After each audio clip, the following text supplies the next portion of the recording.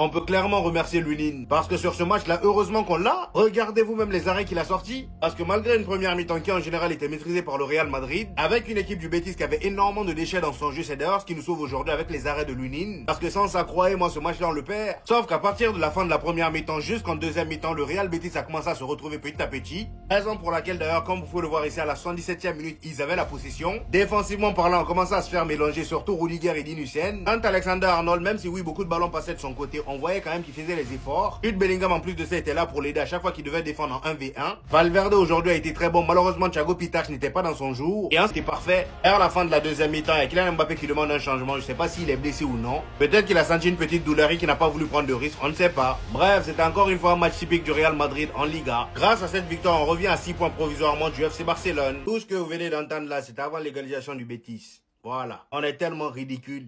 Tellement ridicule. J'étais sur le point d'aller dormir.